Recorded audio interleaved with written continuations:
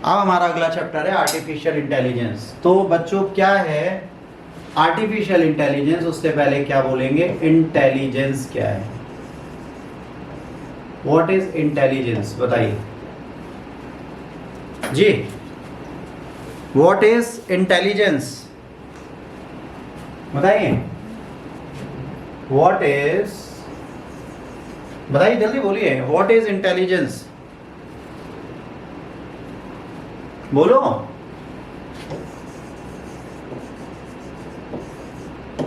अब ठीक, what is intelligence, बुद्धिमत्ता क्या है, जी साहब बताएं, व्हाट इज इंटेलिजेंस, बुद्धिमत्ता क्या है।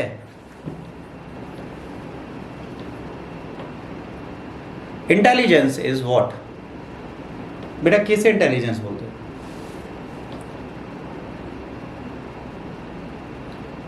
Intelligence is ability to adjust with environment, क्या है, ability to adjust with environment, environment के साथ साठ गांठ बैठाना,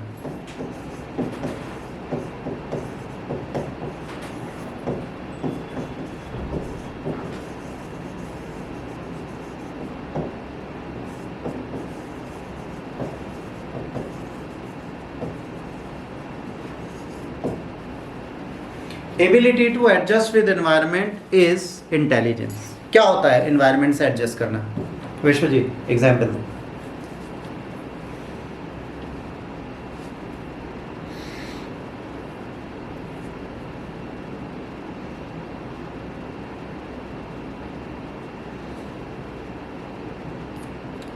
तुम्हारी गर्लफ्रेंड की शादी हो रही थी, तुम बढ़िया शादी में खाना खा रहे, अचानक से दूल्हे ने कहा शादी नहीं होगी, तुम खुशी के मारे डीजे को साउंड फुल करा के नाचने लगे, तो लड़की के घर वाले तुम्हें पीटेंगे कि इज्जत देंगे,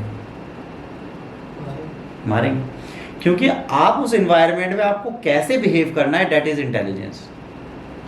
आपको दुखी रहना है, बाद में जाना है एकदम सीना बढ़ाते हुए, सर आप टेंशन ना ले मैं आपकी बेटी से शादी करूंगा, उसकी मान मर्यादा मेरी, समझा डाला। किसी की डेथ हो गई, ठीक, आपने अभी सुबह सुबह गीता सुनी थी, आत्मा अमर है कोई मरता नहीं, वहाँ बहुत से लोग रो रहे थे, आपने वहाँ पे गीता का प्रवचन चालू कर दिया, तो क्या हुआ, इंटेलिजेंस एक एबिलिटी है कि आपको सही समय पर सही चीज बोलनी है, सही समय पर गलत चीज नहीं बोलनी। अगर आप गलत चीज बोलते हैं तो आप में बुद्धिमत्ता है ही नहीं। कहाँ पर क्या बोलना है, किस एटमॉस्फेयर को किस तरह बियर करना है, इसकी एबिलिटी को हम क्या बोलते हैं बच्चों, इंटेलिजेंस।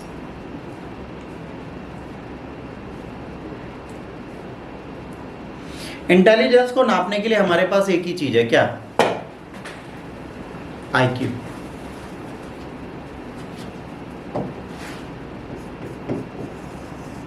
आईक्यू को कैसे नापा जाता है, आईक्यू को कैसे नापा जाता है, मेंटल एज बटे क्रॉनिकल एज, मेंटल एज बटे क्रॉनिकल एज इंटू 100। बट ये स्पेशलाइज नहीं है, मतलब ये बिल्कुल एक्यूरेट नहीं है।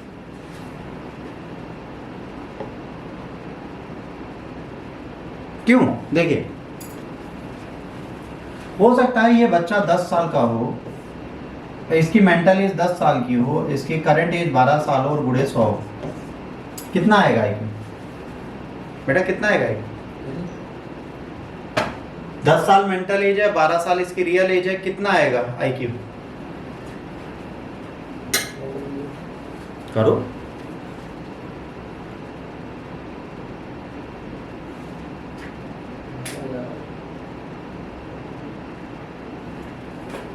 बताइए, नहीं निकल रहा ना, उल्टा कर दो तब निकल आएगा।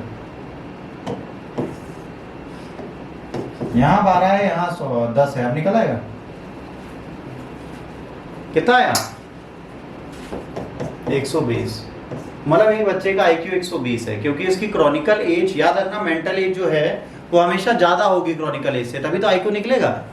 मतलब 6 साल का बच्चा 10 साल के बच्चे के बराबर काम कर पा रहा है, तभी तो आईक्यू आएगा। अब यहाँ पर क्या हुआ, अगली बार 14 साल की एज का इसका मेंटल एज है और बच्चा खुद 12 साल का है, तो इसका आईक्यू कितना आएगा,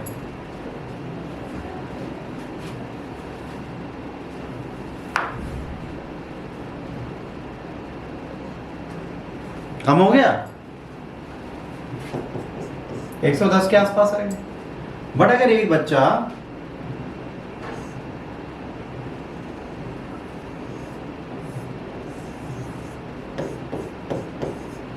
अब कितना है, तो देखिए आईक्यू एज बढ़ता है वैसे वैसे हमारी आईक्यू डाउन होती चली जाती है। एज के साथ हमारी आईक्यू 30-40 भी आ सकती है, क्योंकि हम हो सकता है भूलने लगे। अब यहाँ पर उल्टा हो जाएगा, देखिए 50 साल का मेंटल एज है, 80 साल का मतलब मेंटल एज है, 80 साल करंट एज है और 100, ये बंदा तो पागल हो जाएगा। या 40 कर दो तो 50 आईक्यू आएगा, तो आईक्यू नीचे भी जाता है। तो ये आईक्यू को नापने का एक्यूरेट परफॉर्मा नहीं है, इंसान की पोटेंशियल को ये नहीं बताता। ठीक, आर्टिफिशियल इंटेलिजेंस फिर क्या होगा? ये तो हो गया इंटेलिजेंस, ये हो गया बुद्धिमत्ता। What is artificial intelligence?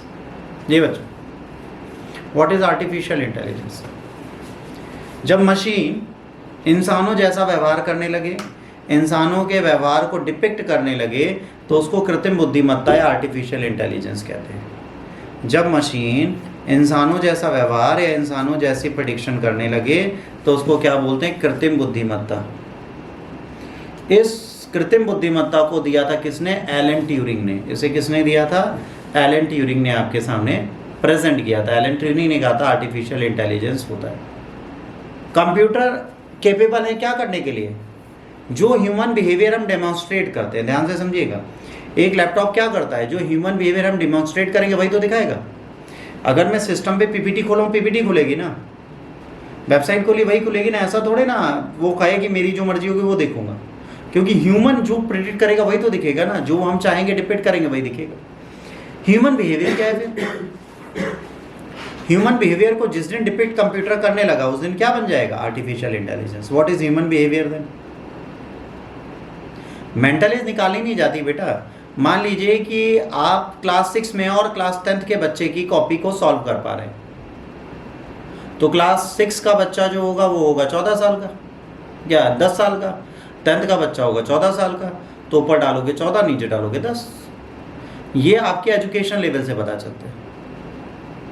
ठीक, ह्यूमन बिहेवियर क्या होता है? ह्यूमन बिहेवियर में क्या क्या आता है? हमारी मेमोरी, हमारी थिंकिंग, हमारी प्रॉब्लम सॉल्विंग, हमारा भूलना, हमारा मोटिवेशन, हमारे इमोशन, हमारा वॉइस, हमारी स्पीच, हमारा पैटर्न, हमारी ड्राइंग, हमारे इन्फ्रेंसेस, कंक्लूजन। जैसे आपको बताएं, कभी भी आप कहीं पर भी रहो और कोई भी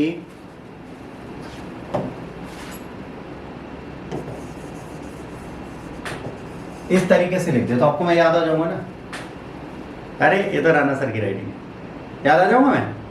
और अगर किसी ने कहा कि सर दिल बना दो, तो कोई ऐसा दिल बना दे तो आप कहोगे ये तो सर की ड्राइंग है। तो ये पैटर्न आपने एक इमोशन के साथ जोड़ दिया तो आपको याद रहेगा, हमेशा याद रहेगा।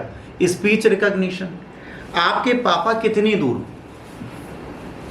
जब फोन पे वो बात करते हैं आपको पता होता है ना आपके पापा ही बोले, कोई और नहीं बोले, है ना।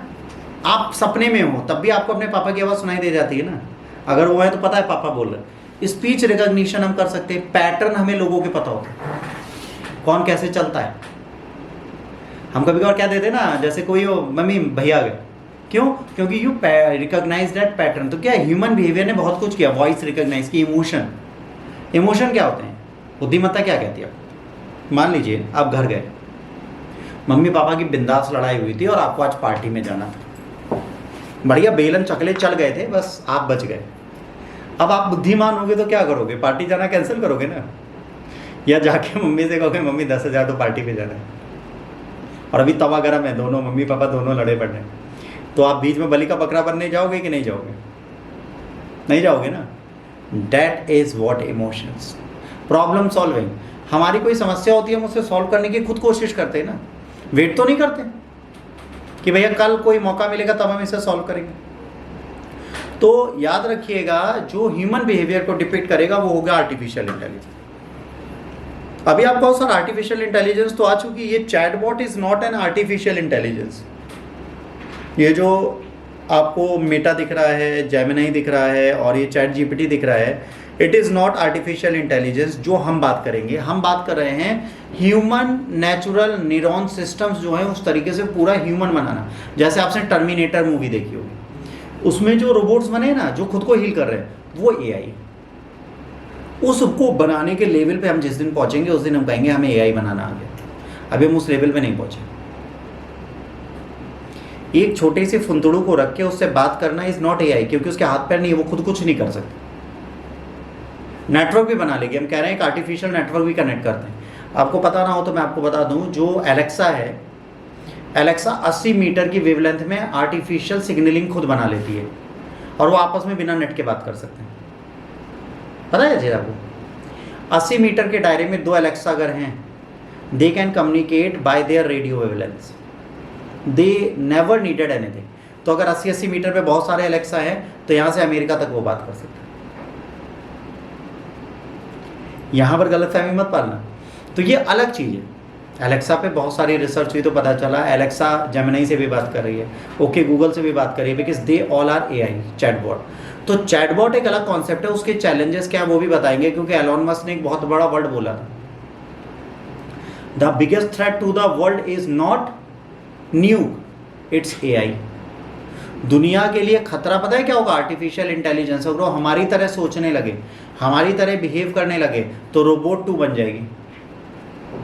चिट्टी क्या कर रहा था बाद में? उसको जब न्यूरल सिस्टम दे दिएगा और इमोशन दे दिएगा तो क्या हुआ? ऐश्वर्या राय बच्चन के पीछे पड़ गया और अपने निर्माता को मारने लगा। तो एआई अगर हमने बना दिया then we will be what? God. और गॉड की क्या खास बात है बताओ? दिखता ही नहीं है। एआई बना के इंसान खत्म हो जाए तो ठीक है, अगर भगवान हमें दिख गया जिसने हमें बनाया है तो हम उसको उंगली काट डालेंगे कि हमें ये भी तो, हमें तो भी, हमें यही तो होगा। तो निर्माता दिखे ही ना या तो, और सारी चीज़ें आपके पास हो ना। जैसे हमारी बॉडी में सब कुछ करने की परमिशन नहीं है ना हमें, ऑटोमेटेड ऑर्गन्स को हम नहीं छेड़ सकते। तो ये सारी चीज़ें हमारे हाथ में नहीं। तो इसलिए एआई की बात हम करेंगे कल आगे, नैरो एआई, ब्रॉड एआई, इन सब के बारे में कल हम लोग डिटेल में बात करेंगे। कल हमारा एआई का चैप्टर खत्म हो जाएगा और नैनो टेक्नोलॉजी खत्म हो जाएगा। तो कल से परसों में हम साइंस ट्रैक का पूरा पोर्शन खत्म कर चुके हैं जो आपसे एग्जाम में पूछा जाता है। ठीक, कोई भी डाउट है तो आप पूछ सकते हैं। आपको कोई भी डाउट है तो आप बिंदास पूछ सकते हैं।